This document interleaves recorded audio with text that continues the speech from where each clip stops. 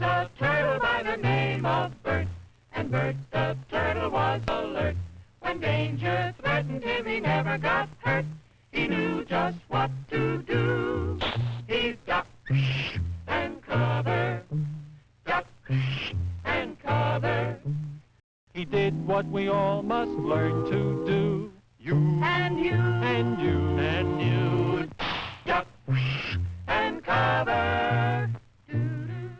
Be sure and remember what Bert the Turtle just did, friends, because every one of us must remember to do the same thing. Put this duck and cover.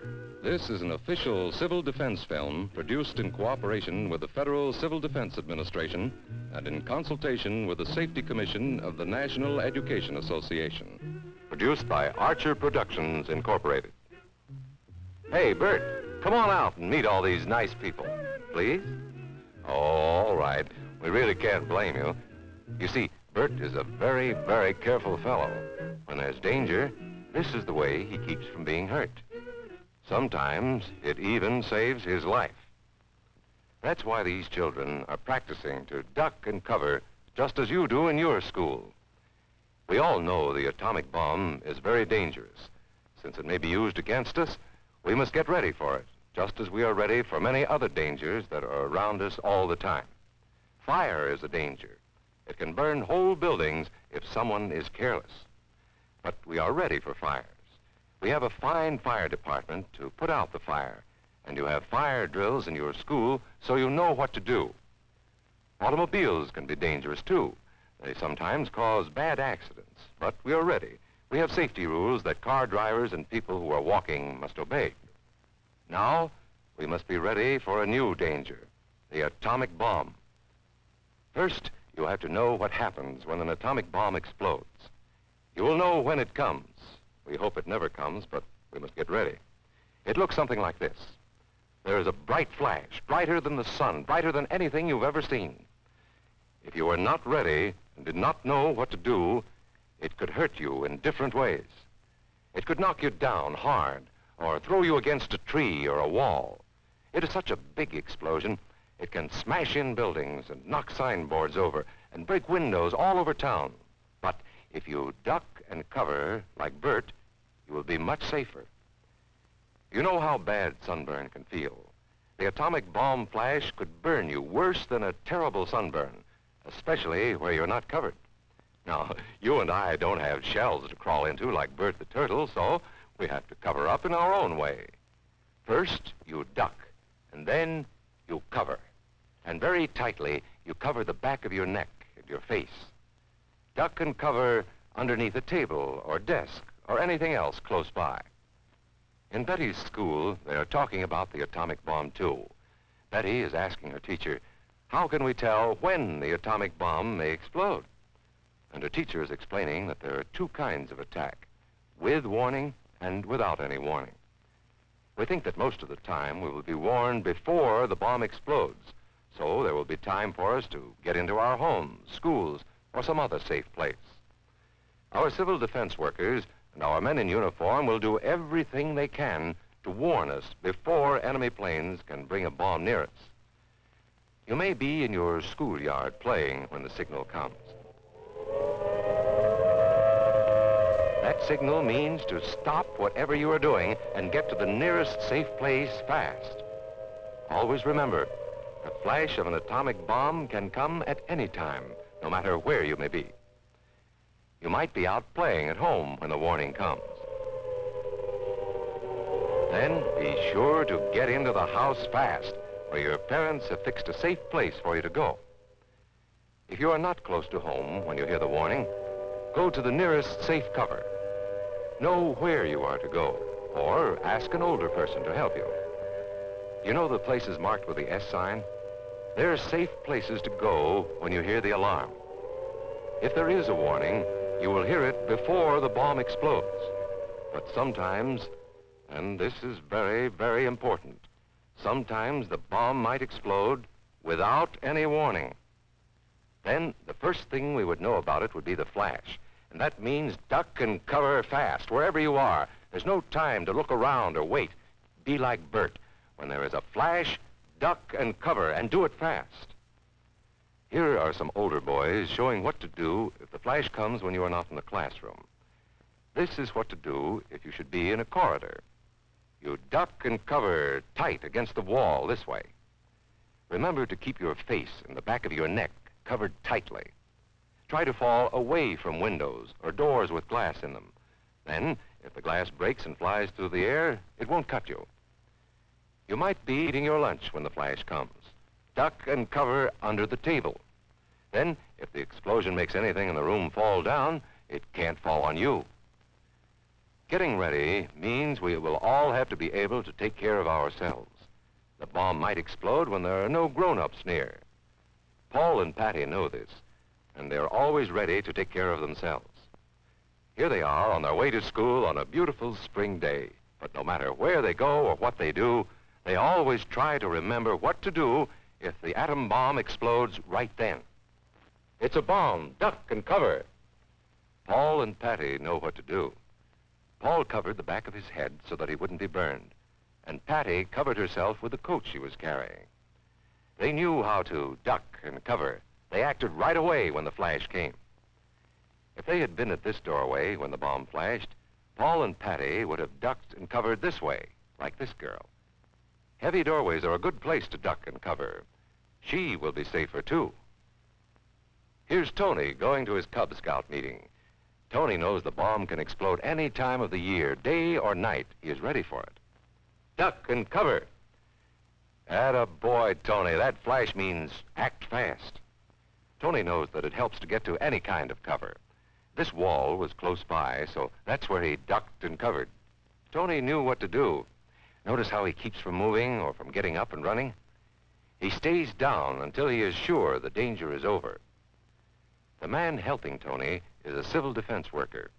His job is to help protect us when there is danger of the atomic bomb. We must obey the civil defense worker. We must know how to duck and cover in the school bus or in any other bus or streetcar. Duck and cover. Don't wait. Duck away from the windows fast. The glass may break and fly through the air and cut you. Sundays, holidays, vacation time, we must be ready every day, all the time, to do the right thing if the atomic bomb explodes. Duck and cover. This family knows what to do, just as your own family should. They know that even a thin cloth helps protect them. Even a newspaper can save you from a bad burn. But the most important thing of all is to duck and cover yourself, especially where your clothes do not cover you. No matter where we live, in the city or the country, we must be ready all the time for the atomic bomb. Duck and cover. That's the first thing to do, duck and cover. The next important thing to do after that is to stay covered until the danger is over. Yes, we must all get ready now so we know how to save ourselves if the atomic bomb ever explodes near us. If you do not know just what to do, ask your teacher when this film is over. Discuss what you could do in different places if a bomb explodes. Older people will help us as they always do, but there might not be any grown-ups around when the bomb explodes. Then, you're on your own. Remember what to do, friends. Now tell me right out loud. What are you supposed to do when you see the flash?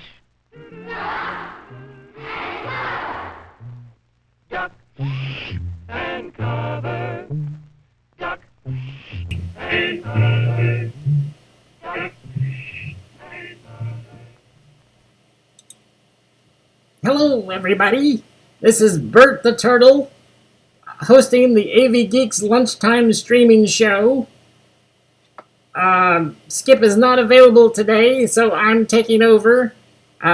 So here's another film about turtles.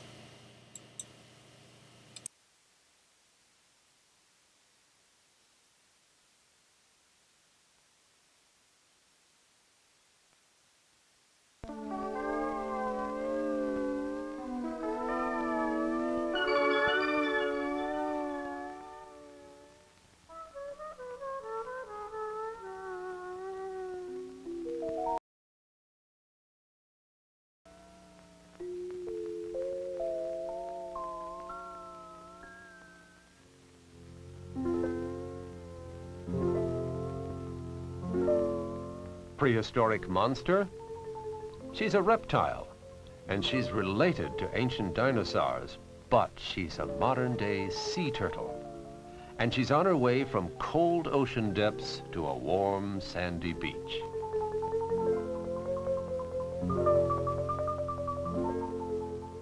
She has strong flippers where other turtles have legs. She can swim quickly when she has to, but now she's going slowly. Her journey from the open sea has taken her many miles. She's tired.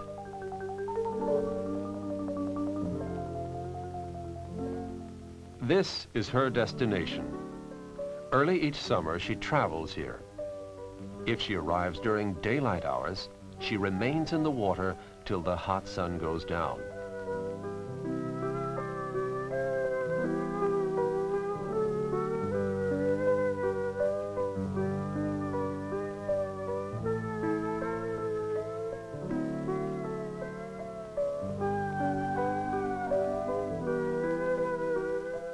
Then, when cool evening approaches,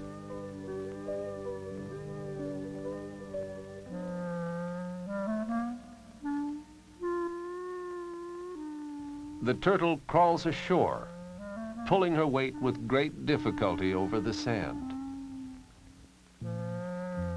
What would make her travel so far and work so hard?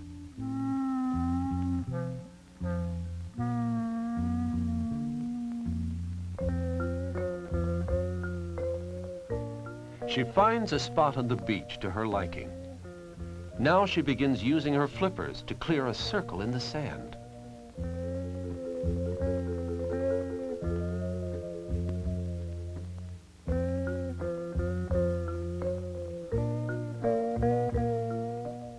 Seems she's trying to build something.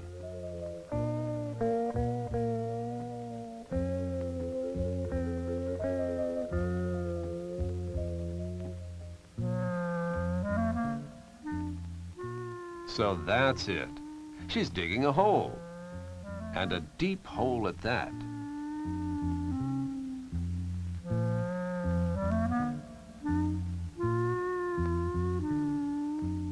What can she be looking for?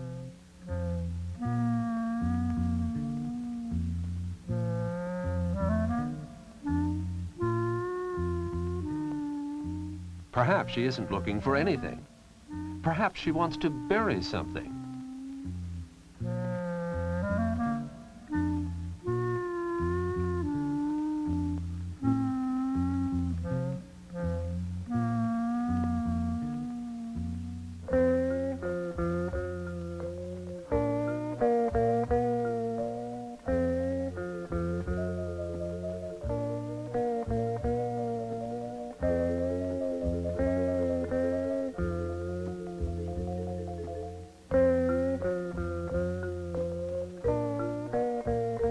Well into the night she digs, tired, exhausted, barely able to keep her eyes open. Yet something called instinct makes her keep on going.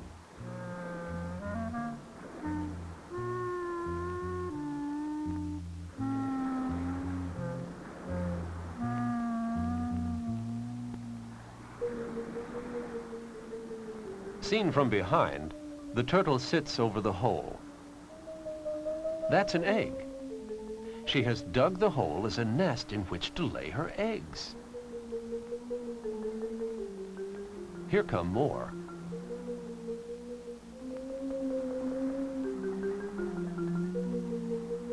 Mighty hard work for the mother turtle.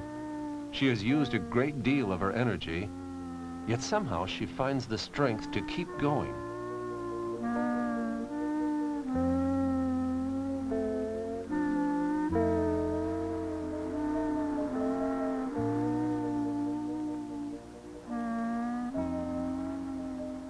Before the night is over, she'll lay dozens of eggs. Now she's finished. She pushes sand back into the hole to cover the eggs.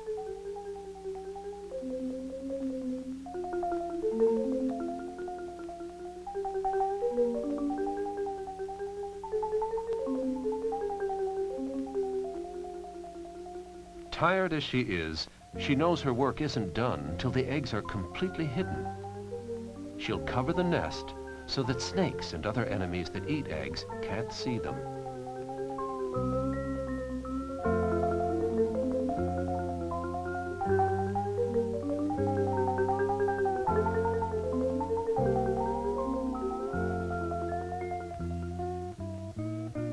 There, she's finished.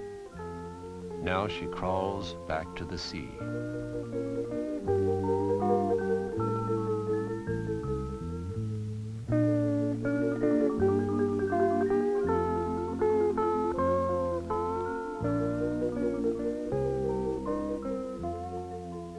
She'll never see the eggs again, or know the babies that hatch from the eggs.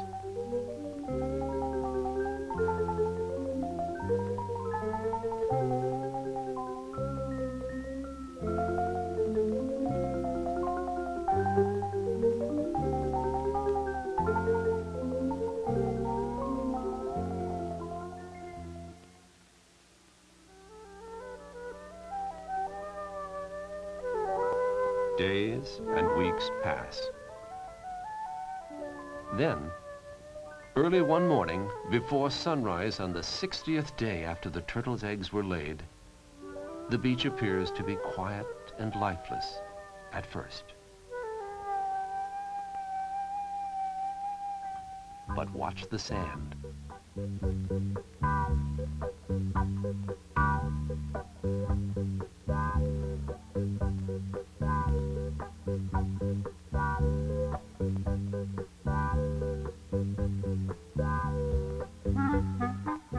The first baby turtle to hatch crawls out of the nest and into the light of day.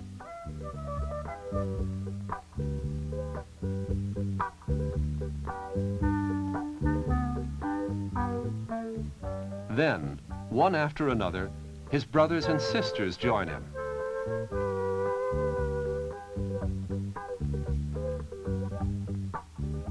And they all head in the same direction, toward the sea.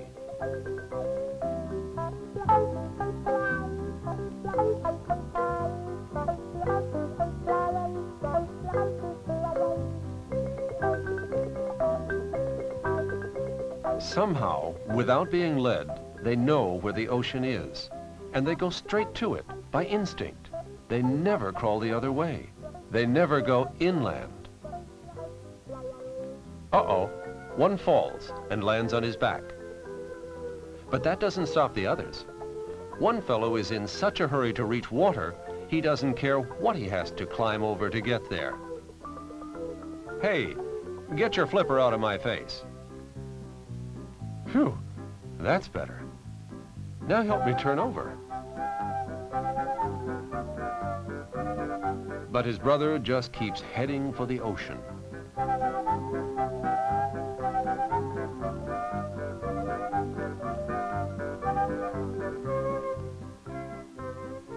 Dozens of young turtles crawling toward the sea. For them, a long crawl. Seldom, if ever, do they all make it to the water's edge. Many are seized on the way, seized by birds and other animals that feed on young turtles. But on this particular morning, no enemies are in sight. The closer they get to the sea, the faster they seem to go. Their first taste of water.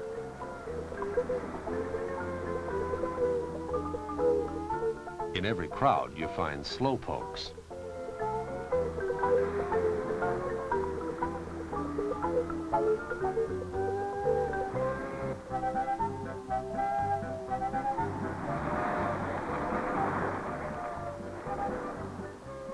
Ah, the fall guy finally rights himself. But can he reach the ocean before his enemies spot him?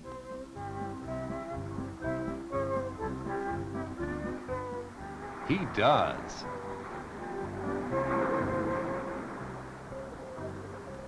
Each summer, this story is repeated.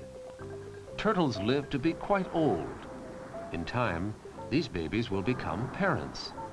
Some will become mothers, and like their mother before them, they'll swim for miles from cool ocean depths to reach this very same beach. Here they'll lay their eggs. The eggs will hatch, and those newly hatched turtles will begin the cycle all over.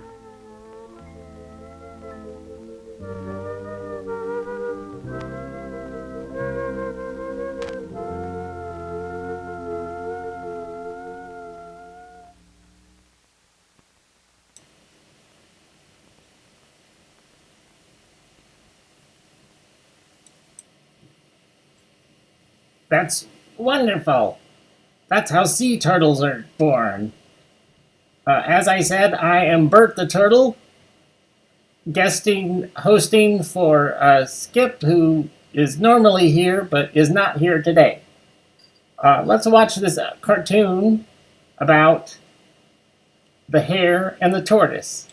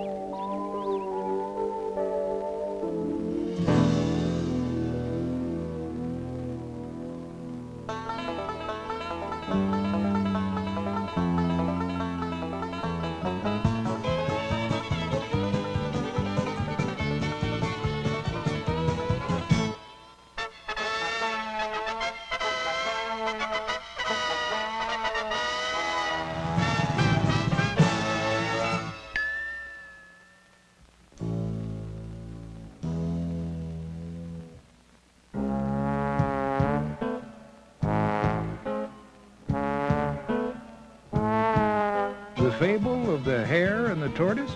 The hare was bragging that he was the fastest animal in the woods. He was so sure of himself that he went about to challenging any one of the other animals to a race.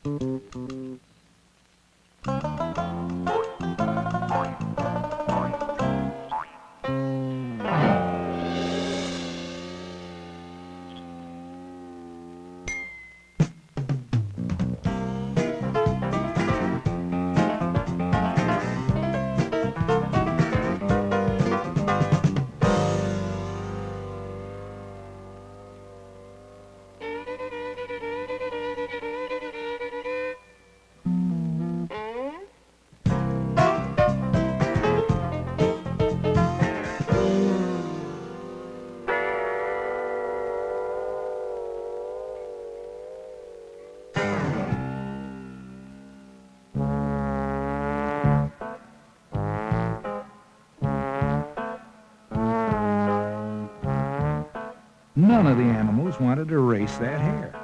No challengers. Until...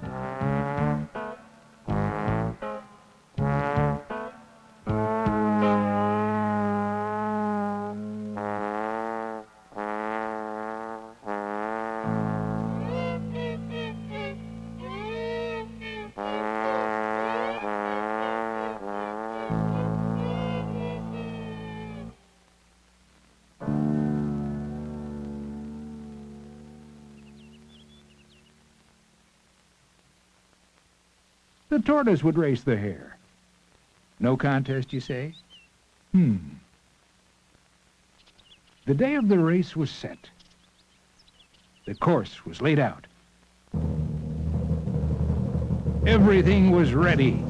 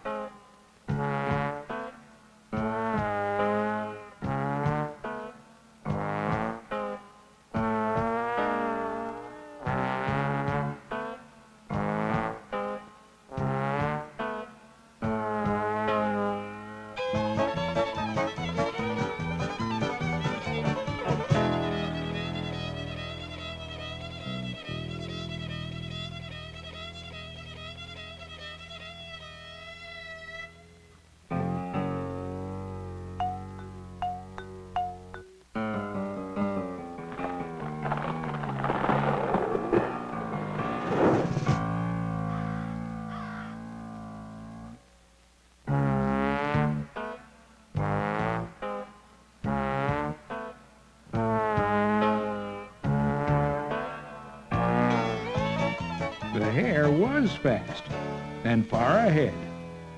Why, time enough for a snack.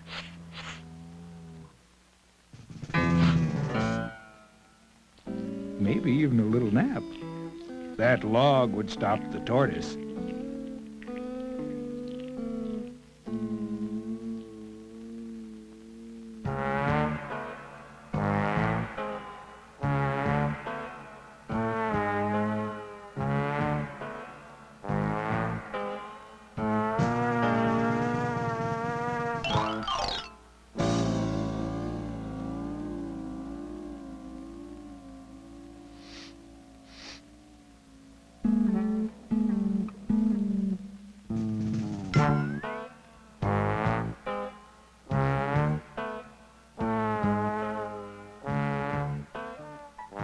What do you know? Slow and sure, step by step. Sweet dreams, hare. Sweet dreams.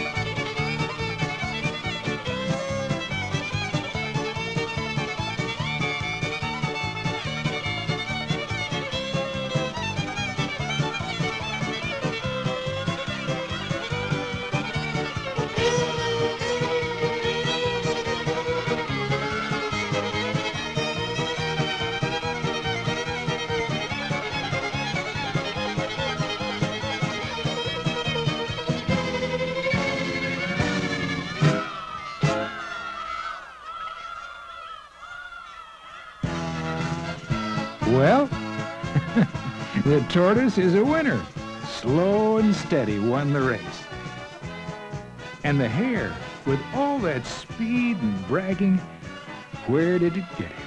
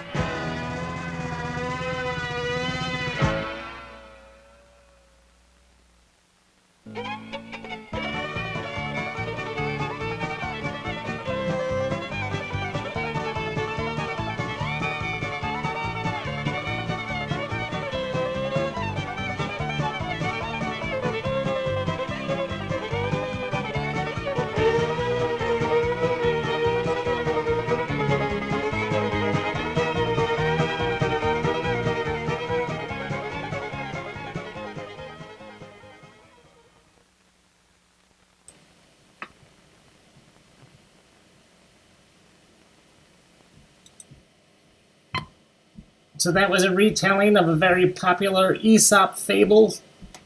And this next film is about snapping turtles. Enjoy!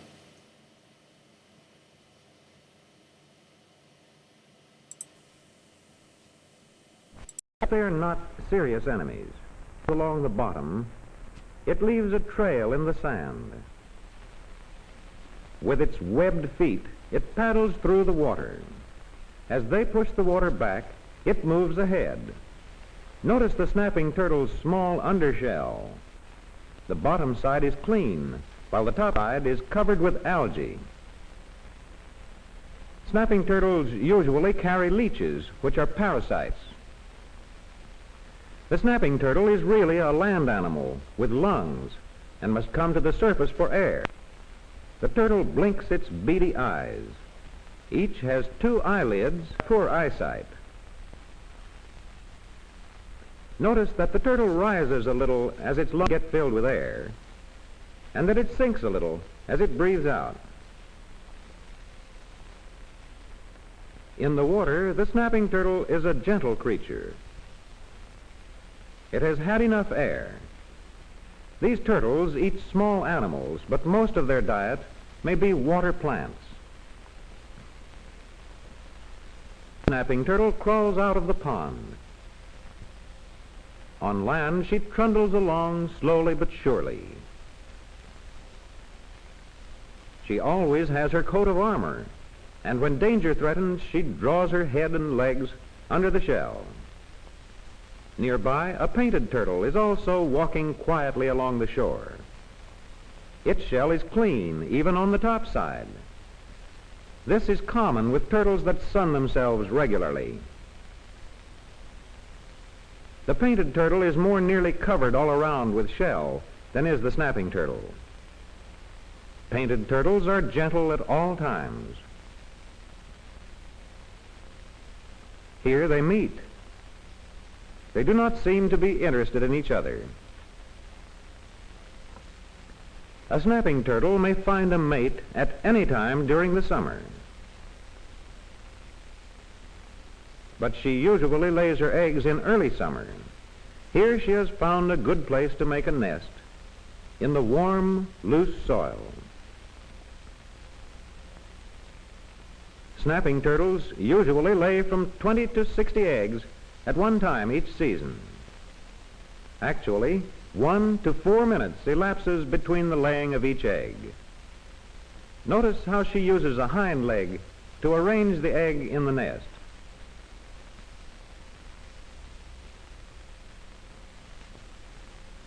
The eggs are round and about the size of a 5-cent piece. They are covered with a thin parchment-like shell. This snapping turtle is laying her 37th and last egg. Then she scoops soil over the eggs with her hind legs. She packs the dirt firmly over the eggs. With a final scoop of dirt, her work is finished. She walks away and leaves the eggs. Her step is somewhat unsteady. The eggs need no further care from her, only warmth from the sun. Mother snapping turtle has finished her most important duty and is on her way back to the pond. This looks like trouble. The turtle strikes with her powerful jaws. The dog is wise to keep his distance, because a snap from the turtle's jaw could break his leg or nip off his nose. When she is angry, she will strike viciously at anything. A few evenings later, a skunk walks by the clearing where the snapping turtle laid her eggs. Soon the skunk discovers the nest of eggs. Skunks like eggs. The skunk quickly uncovers them with its front paws. This is going to be a feast. The skunk takes one egg and opens it, now to enjoy a big dinner.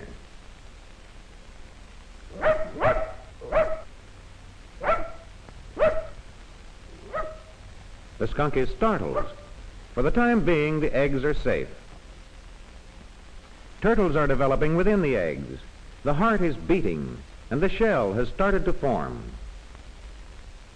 Now 3 months have passed since Mother Turtle laid her eggs. One turtle egg is about to hatch. The young turtle pushes its way out of the shell with its head and legs. The membrane still surrounds the head.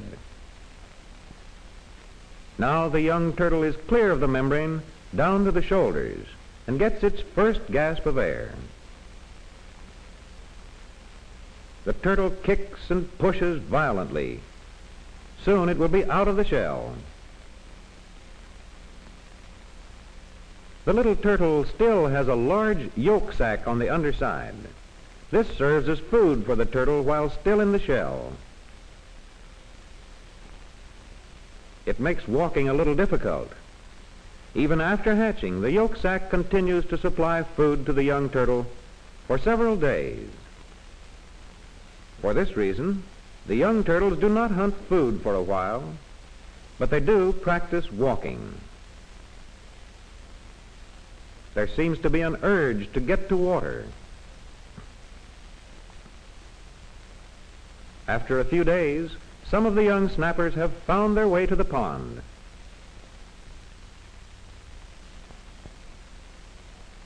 Usually, the young snappers do not eat until they get into the water.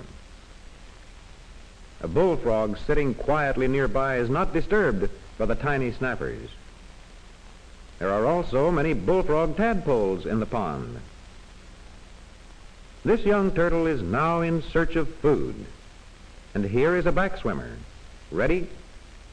No, that one got away. Here is a dragonfly nymph. This one won't get away. The snapper uses its claws and jaws to tear its food.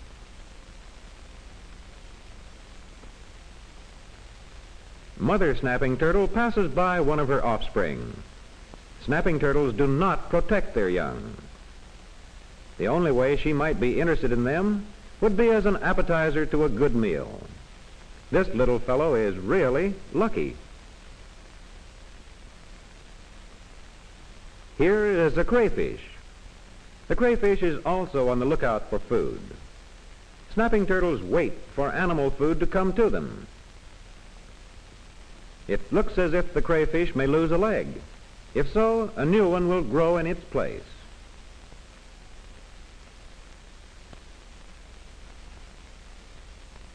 The crayfish gets away. The trees along the shore have lost their leaves. Cold weather is coming. The snapping turtle starts digging a burrow at the pond bottom. Here there is less change in temperature than on dry land, and less chance for freezing. Even though the pond freezes over, the snapping turtle is below the frost line. All winter long, she hibernates in the bottom. Breathing and all other activities are almost stopped. A thick blanket of snow covers the shore and the ice. When spring comes again, and as the water becomes warmer, the snapping turtle begins to dig her way out from the burrow. Food will soon be plentiful in the pond. The snapping turtle's long winter hibernation is ended. She is 1 year older now and is starting her round of activities again.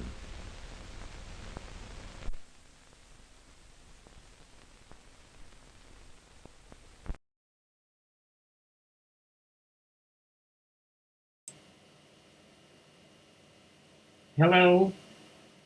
So that was about the snapping turtle. The next film we're going to watch is actually on 16 millimeter. And Skip showed me how to use the telecine before we got started. Although my little claws sometimes have issues threading the film. Here is My Turtle Died Today. A very sad cartoon.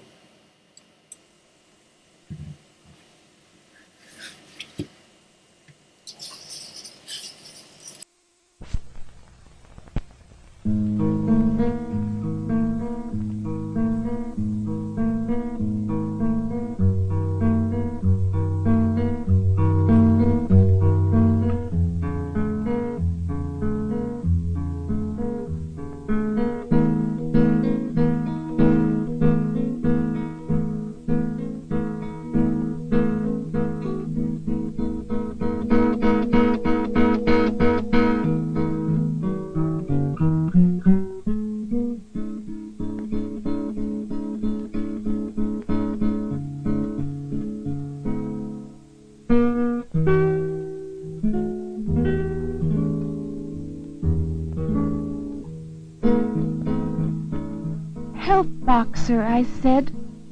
Help him, please. His throat is all puffy. His flippers are stiff.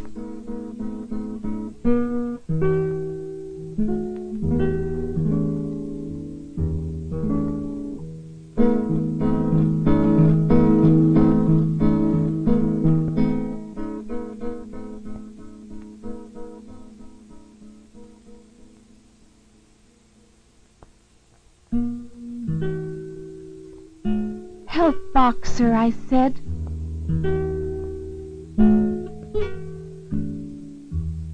Daddy said, give him some food. Maybe he's hungry.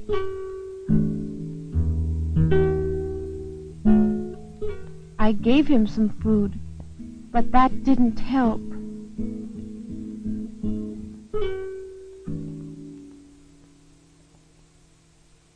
Help, Boxer, I said.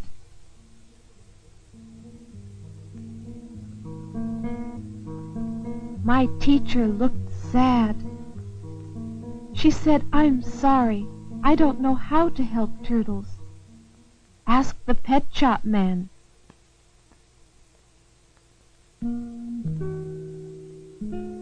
Help, Boxer, I said. Mr. Riley looked at Boxer.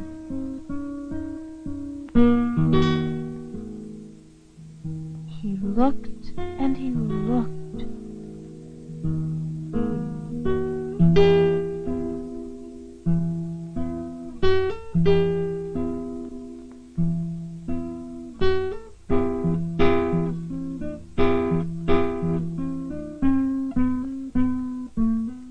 I'm sorry, he said. Boxer will die.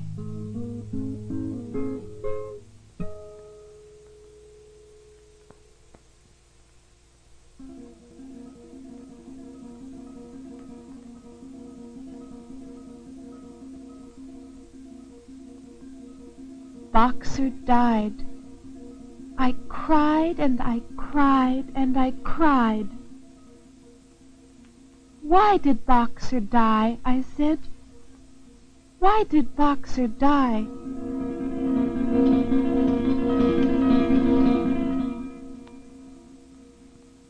We buried Boxer near the old oak tree.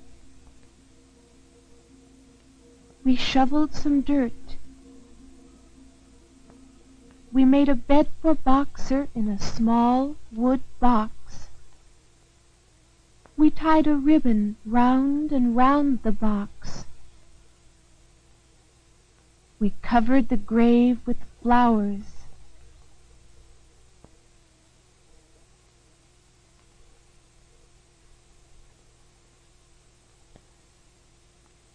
I made a marker and put it on the grave. Goodbye, Boxer, I said. Goodbye. Tommy said, leave food for Boxer.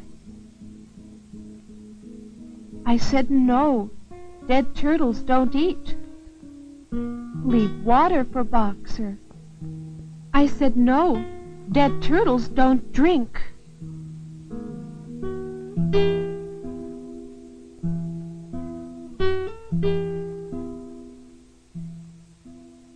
Tommy said, do people die too? Billy said, my mother died.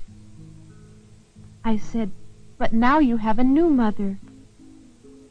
Billy said, yes, now I have a new mother. What's that? Tommy said. There in the leaves, near the kitchen door, Patty's babies had just been born. There are 3 babies, Billy said. Look at Patty lick them, Tommy said. One of the kittens made the funniest cry. It was hungry. Patty licked her kittens. She licked and she licked with her tough little tongue.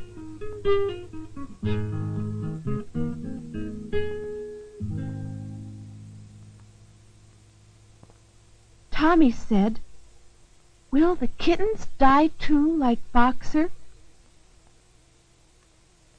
Billy said, "All living things must die." "But not for a long time," I said. "The kittens will not die for a long time." Tommy said, "They have to live first." "Yes," I said, "they have to live first, before they die."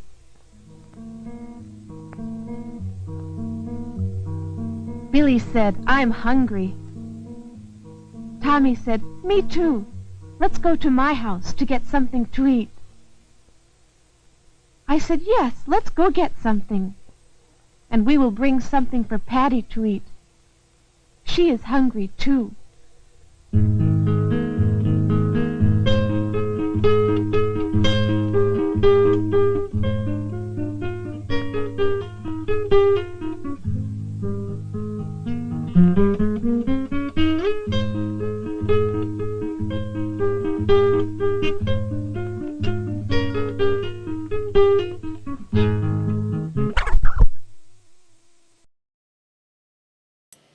Well, I wasn't expecting that. The film must have broken. Anyhow, this next film is about little kids drawing pictures in the kindergarten, including a purple turtle.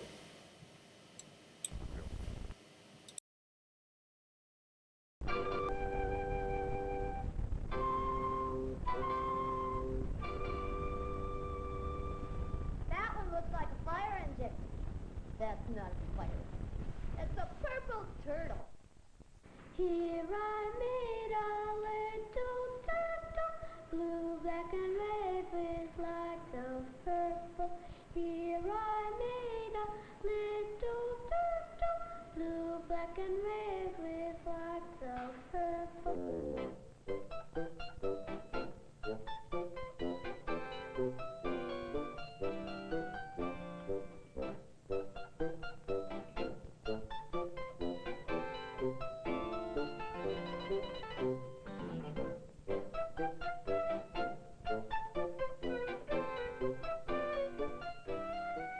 These are steps going down to the dungeon. I like dungeons.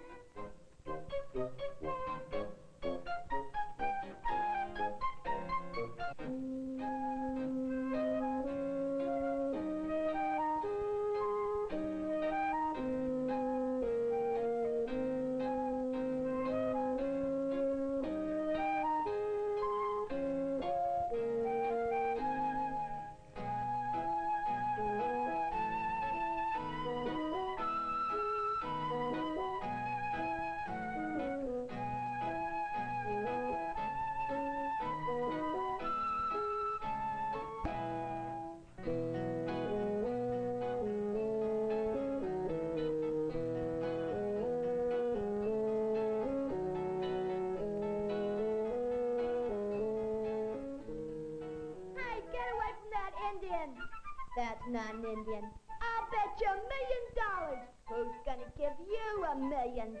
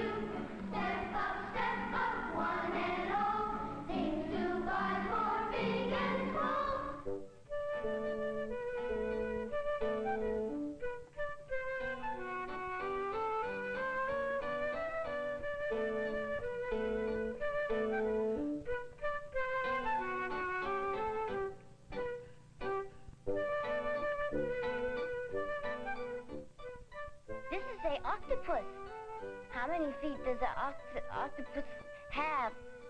I think about 12.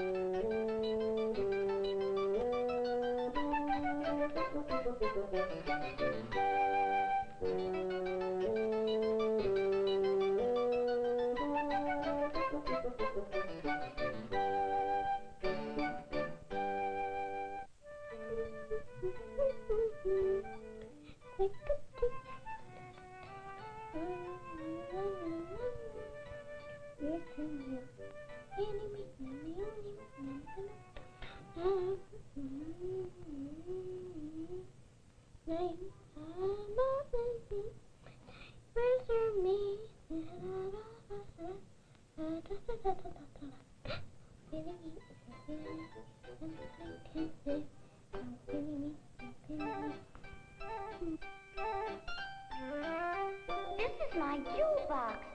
I'm going to put all my things in it. My diamonds, and my rubies, and my bobby pins, my hair ribbons, my yo-yo.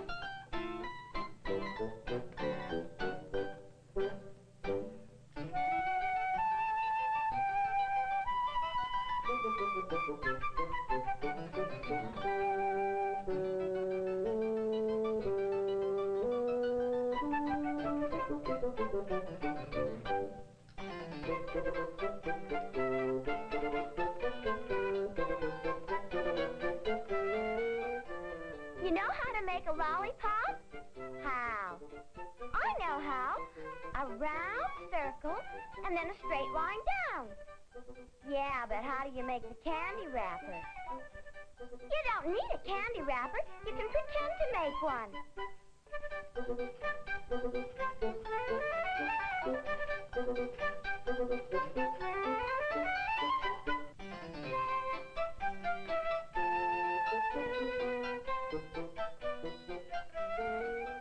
I made a cherry lollipop. It isn't really to eat.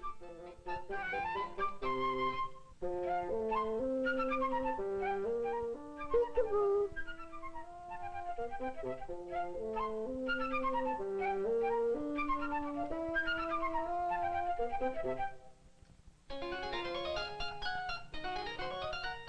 Oh boy, are we gonna have fun with this?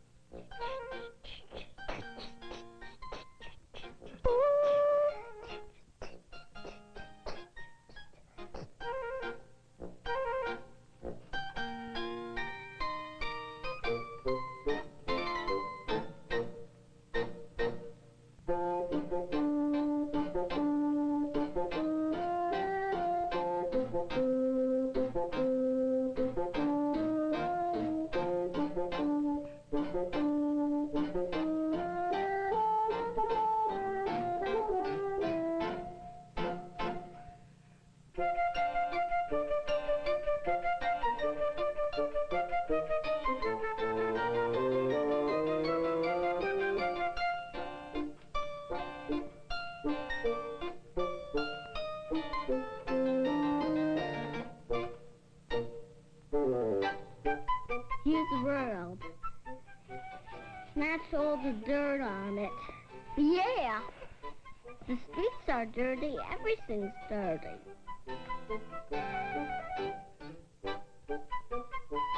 Stick 'em up. Stick 'em up, both of you. Stick 'em up. No, Marty, you have to. Stick 'em up. Stick 'em up. Shoot her. I shot you. I shot you first. No, I did. I shot you first. No, I shot you first.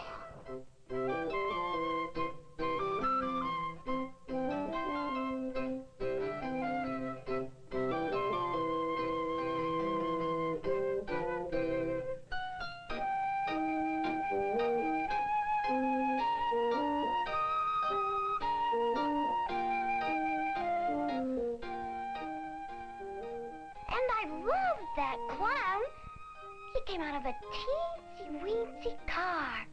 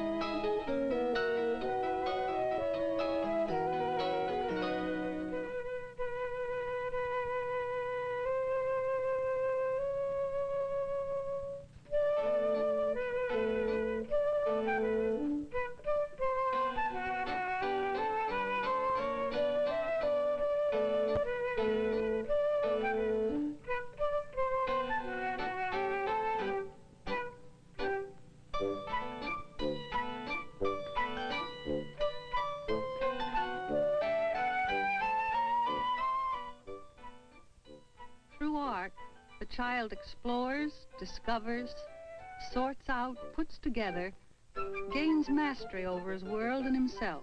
Through brush and hammer, crayon and scissors, through color and form grow the skills and feelings of the creative human being. Scientist or engineer, statesman or businessman, or the child with the purple turtle.